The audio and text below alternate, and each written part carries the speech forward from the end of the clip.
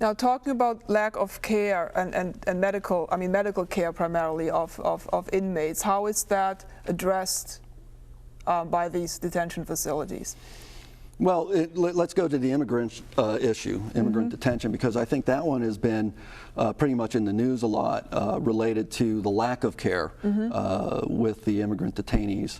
For example, particularly in the sense of covering up certain health issues as opposed to well, one of the problems is they try to minimize what's going on with the inmate. If they be complaining, they'll give them Tylenol or an aspirin.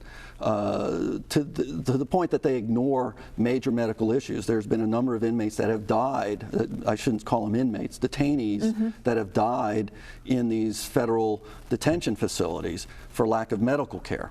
And it's a cost issue. And then what they did in Elizabeth, New Jersey, was they tried working with ICE even, the folks in the government who are supposed to oversee this. That's Immigration and Customs Enforcement. Right, right. Was to actually try to ship the inmate out, have them, they were actually talking about deporting him so that he would no longer be the problem of this agency or this company and just send them back to the country he was from.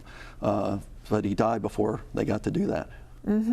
Now, can we say something about the fact that many of, like in terms of a revolving door and employees who are working initially for these companies and then working somewhere else where they are but not supposed to because there's a conflict of interest?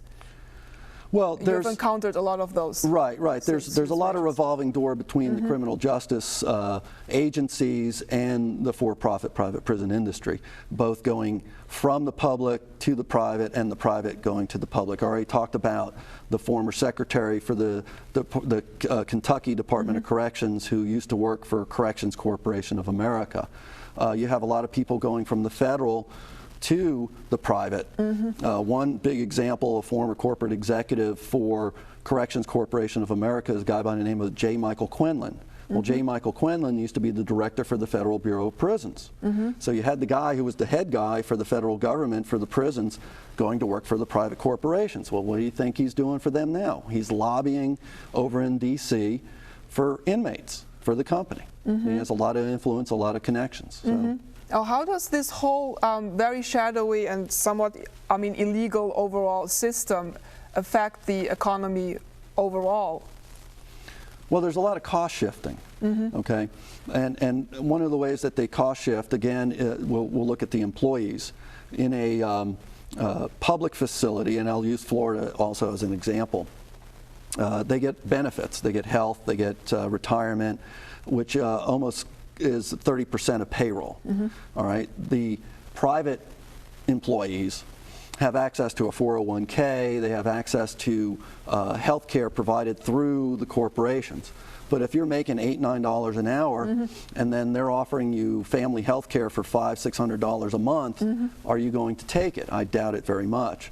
Also for retirement, there was a report that was done here in Florida by the agency that does that. Showed that the employees for Geo Group, less than 10% were actually utilizing the retirement plan. So what happens is when these people enter the retirement, they're not going to have a nest egg, they're going to rely on Social Security and any other governmental money that they could get. So there's really no incentive for these employees to do a good job and to stay there, to stay on the job and to develop certain skills and to be trained. Well, there's certain benefits to training and to stay on the job. It's just that when you don't have the benefits, you have low pay, you have to sit there and balance that between your safety and your family. I mean, if I can make $8, $9 an hour at a Kmart or a 7-Eleven versus $8, $9 an hour with hardened criminals, and I'm taking my life into my hands every day I go to work, I think I'd work at Kmart. Yes. When you were researching and writing your book, what were the most significant things that you remember, things that really struck you as being out of the ordinary? Well, it's just the iron triangle. There's a lot of money I mean, there's billions of dollars out there. So once they get the corporate contracts, the government contracts, the corporations then turn back some of that money, it's the cost of doing business, into politicians by political contributions and also into the local community. Because like I said, they can contribute money into the local Chamber of Commerce or the boys clubs or any of the local charity groups. So they build up goodwill within the community. So it's kind of hard once they're in there to extricate them from it, regardless of what's going on in the facility. So if your mayor is working for the company, okay, they have a vested interest in making sure that that company is doing okay, because a lot of times also the 401k will offer stock in the industry.